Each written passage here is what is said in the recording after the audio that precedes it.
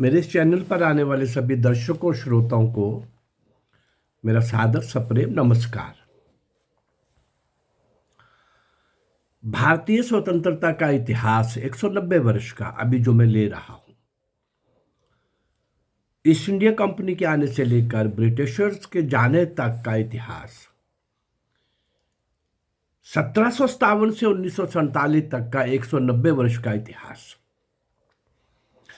इस काल के मैं उन क्रांतिकारी वीरों को आपके सामने ला रहा हूं जिनको इतिहास में कहीं नहीं पढ़ाया गया। शौर्य और वीरता के शिखर पर बैठे हुए एक से एक बढ़कर के कुर्बानी में, बलिदान में, त्याग में, तपस्या में, जेल के अंदर यातनाएं सहने में, काला पानी जैसा नरक भोगने में, फांसी के तख्ते तक पहुंचने में, ऐसे एक से एक बढ़कर के अंग्रेजों को चुनौती देते हुए, उनके अंदर भी आतंक और भय का वातावरण बनाते हुए, माहौल क्रिएट करते हुए कि आपको जाना पड़ेगा। भारत का नौजवान, युवती, हर आयु वर्ग का व्यक्ति, पुरुष महिला जाग चुके हैं। हम आपको यहां नहीं रहने देंगे, आपको वापस जाना होगा। ऐसी खुली चुनौती देने वाले और अपनी जान हथेली पर रखकर जान से खेल जाने वाले ऐसे महान क्रांतिकारियों की श्रृंखला में आज एक नाम और जुड़ने जा रहा है, शिव वर्मा। शिव वर्मा की रोमांचक कहानी, शिव वर्मा का कमाल का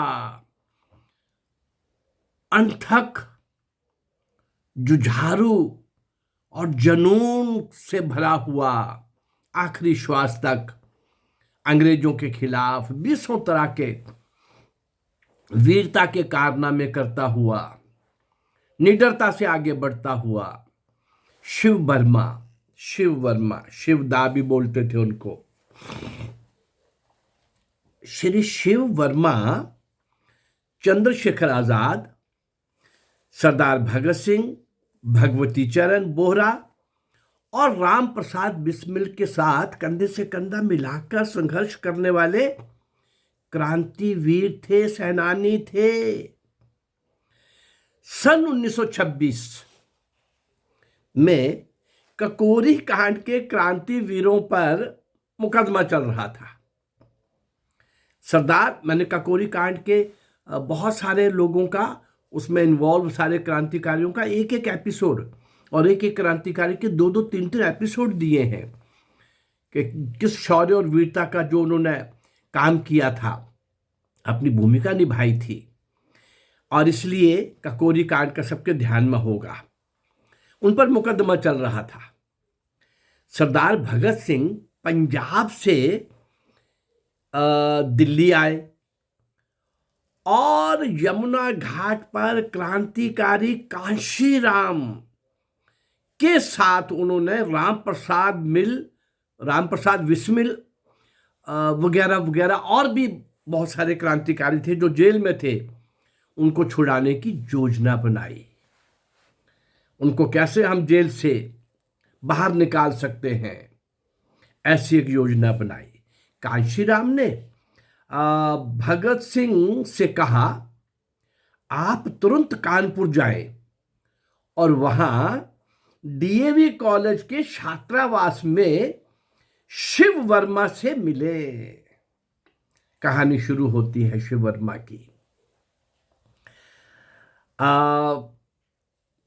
शिव वर्मा बड़े साहसी और समर्पित युवा है। भगत सिंह कानपुर पहुंचे, उनकी शिव वर्मा से पहली भेंट हुई और वे छात्रावास में, हॉस्टल में शिव वर्मा के साथ कई दिन रहे भी।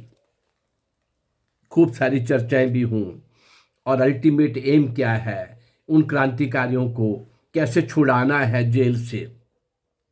कानपुर उन दिनों क्रांतिकारियों का प्रमुख केंद्र बना हुआ था। विजय कुमार सिन्हा, जयदेव कपूर, सुरेंद्र पांडे, ऐसे कई समर्पित युवक ककोरी कांड के सेनानियों को जेलों से छुड़ाने के लिए प्राण तक देने को तैयार थे। शिव वर्मा के साथ ये सब लोग ऐसे ही और भी देश के अंदर जगह जगह ऐसा सोचा जा रहा था कि अंग्रेजों की जेलों को तोड़ करके उनको बाहर किसी भी तरीके से लाया जाए। ऐसे प्रांत तक को निशावर करने वाले इनके साथियों की योजनाएं चल रही थी, प्रयास चल रहे थे। क्रांतिकारियों को जेल से छुड़ाने के लिए हथियारों की आवश्यकता थी। हथियारों के लिए धन इकट्ठा करने की समस्या थी। गोरखपुर के डाकघर में कैलाशपति नामक एक कर्मचारी, देखिए कमाल, इस कर्मचारी जो काम करता था वहां पर पोस्ट ऑफिस में, वे क्रांतिकारियों से संपर्क रखता था। एक दिन उसने डाकघर के 2000 रुपये इकट्ठे किए। उन दिनों 2000 आज के कितने लाख के बराबर होंगे। 2000 रुपये इकट्ठे किए और उन्हें लेकर कानपुर पहुंचा। किस लिए? कि उन क्रांतिकारियों को इस पैसे से कुछ शस्त्र खरीदे जा सकेंगे।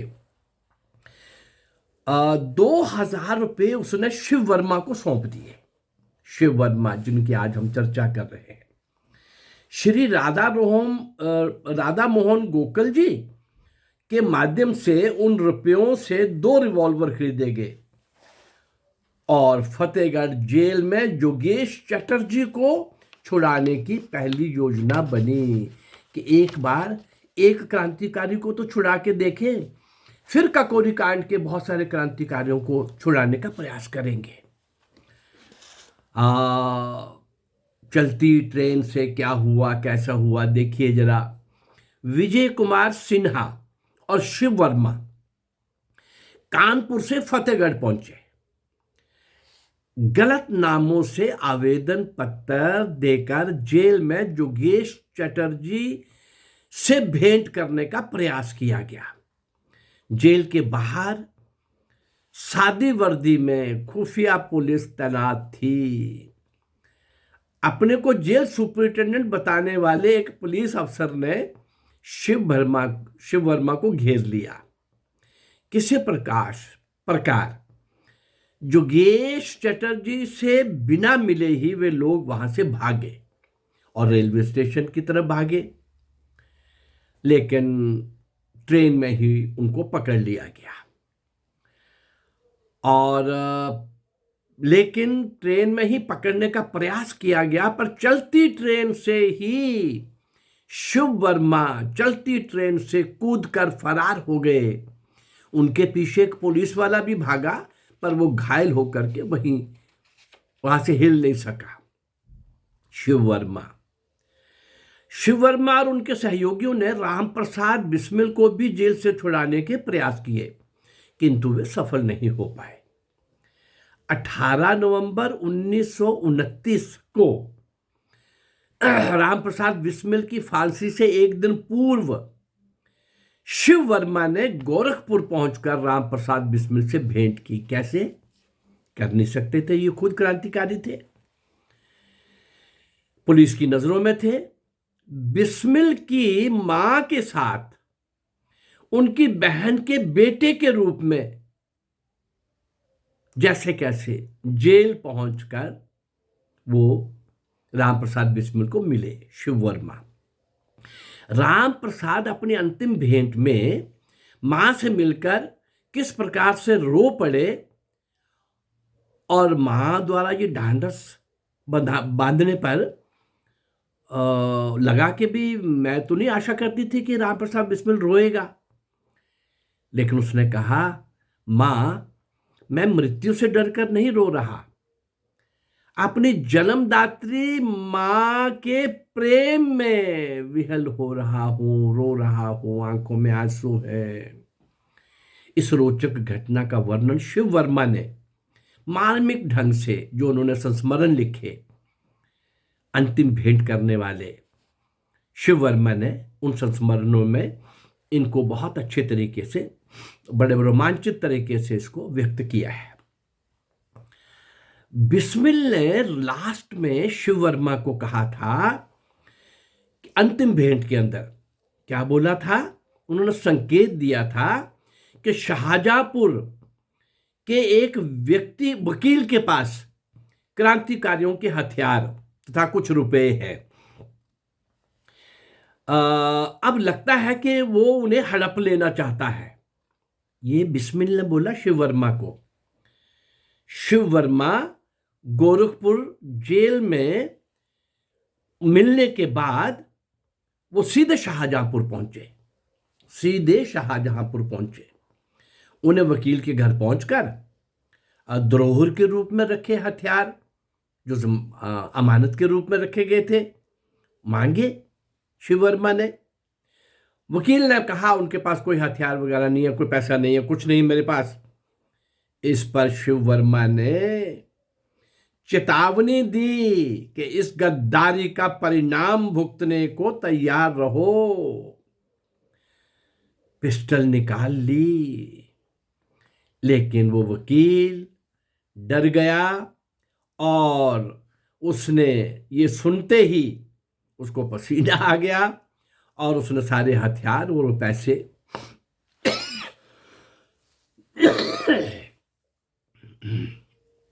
शिव वर्मा को लगातार प्रवास होने के कारण थोड़ा सा कभी कभी,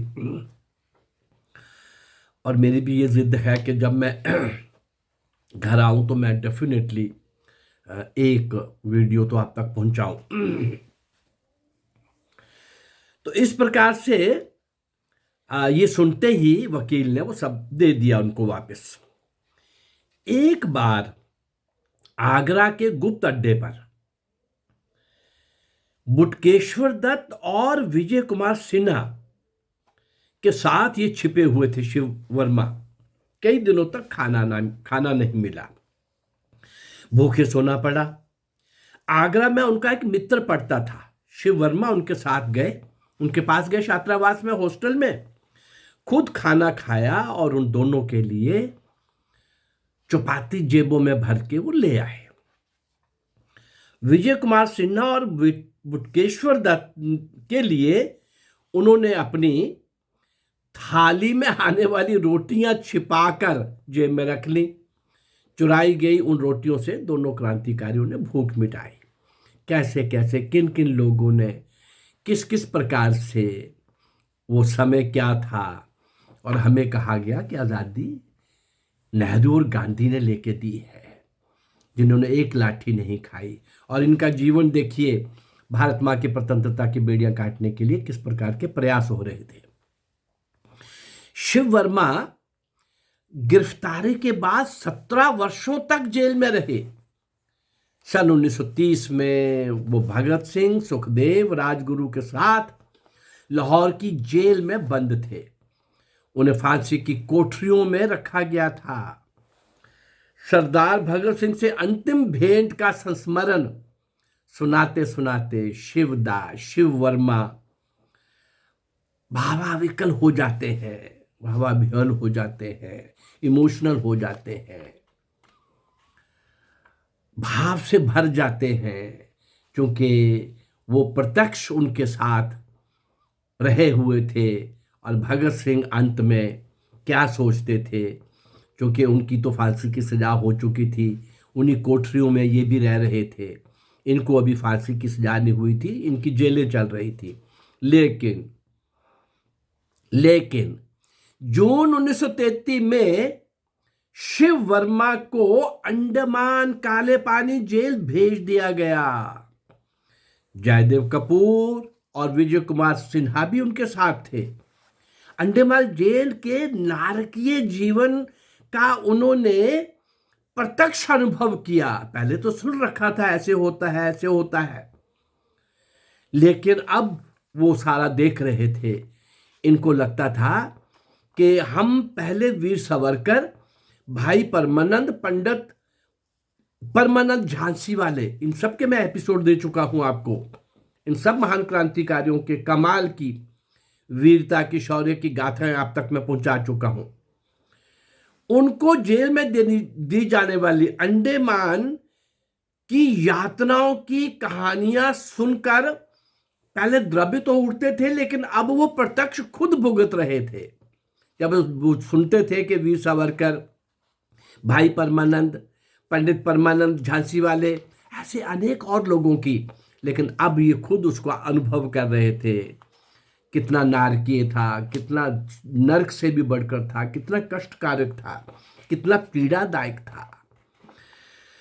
अंडमान जेल के 300 राजनीतिक बंदियों ने सन 1939 में अंग्रेजों की इन अमानवीय यात्राओं के विरुद्ध भूख हड़ताल कर दी। शिवदा भी, शिव वर्मा भी, उनके साथी भी इसमें शामिल हुए। इस भूख हड़ताल की चर्चा सभी प्रमुख समाचार पत्रों तक पहुंच गई, जबकि ऐसा कुछ पहुंचता नहीं था, पहुंच गया। परिणाम स्वरूप क्या हुआ? सितंबर 1939, जून 33 में वो जेल पहुंचते हैं, और अभी सितंबर 1939 में सभी राजनीतिक बंदी जो थे उस भूख हड़ताल के कारण, जिसकी चर्चा सारे विश्व में हो गई थी, इन सारे बंदियों को, इन कैदियों को अंडमान से वापस बुला लिया गया, वापस बुला लिया गया। अब प्रश्न ये है, जेलें फिर भी भारत की इनका इंतजार कर रही थी।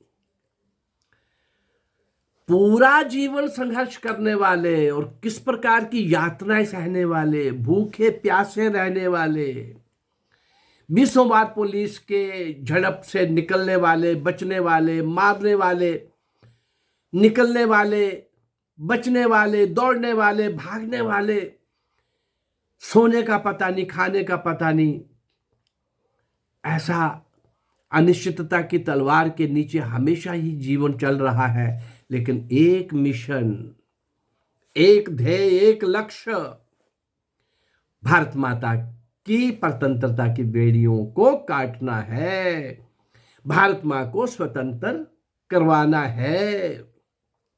ऐसे इन सब महान पुरुषों को कहीं इतिहास में नहीं लिया गया।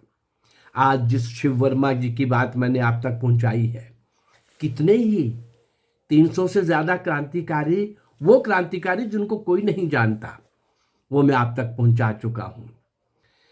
शिव वर्मा जैसे महान क्रांतिकारी जिन्होंने शुरू से लेकर आखिर तक कितनी योजनाएं, कितने खेल, कितने प्रयास, किसको जेल से निकलवाना है, कैसे निकलवाना है, पिस्टल कहां से आएगी, पैसा कहां से आएगा, कहां से भागना है, कहां पहुंचना है, ऐसे सारे कंटकाकीर्ण मार्ग पर निरंतर चलते हुए, बढ़ते हुए, और काला पानी अंडमान की इतने वर्षों की यातनाओं को सह करके 1939 सितंबर में भारत की जेलों में फिर से डाल दिए गए। 1947 में भी थे, दुखी थे, भारत मां के अंग कट गए थे, जो आजादी मिल रही थी वो एक नाटक था, तमाशा था, भ्रम था। वो अंग्रेजों की बहुत पहले से गांधी को टूल बुलाकर नेहरू को प्राइम मिनिस्टर बनाने का षड्यंत्र सफल होने जा रहा था, और ये महान क्रांतिकारी जिन्होंने अपना जीवन लगा दिया था, लेकिन आजादी के बाद भी इनको कहीं पहचान पत्र नहीं मिला, इनको नहीं पहचाना गया। अरे पुरस्कार मत देते, गले में फूलों की मालाएं मत डालते, इनको पेंशन मत लगाते, लेकिन इन लोगों ने देश के लिए क्या किया है, आने वाली पीढ़ी को प्रेरणा देने के लिए कुछ तो करते। ऐसा उन्होंने ना करके जो पाप किया है, बहुत पाप किया है। मुझे लगता है कि अब वो समय आ गया है। मैं पिछले लगभग 1.5 वर्ष से लगा हूं, और सिंध के राजा दाहिर से लेकर के सुभाष चंद्र बोस तक ऐसे 1000 नायक और नायिकाओं को मैं आपके सामने लाने जा रहा हूं। ये वो जिनको कोई नहीं जानता, और मेरा ख्याल है कि मेरे इस प्रयास में सब लोग इस तरीके से शामिल हो सकते हैं कि अगर वो मेरे इस प्रयास को अच्छा समझते हैं तो मेरे इस चैनल को लाइक करिए, इसको सब्सक्राइब करिए और इसको शेयर करिए। नमस्कार, जय भारत, धन्यवाद।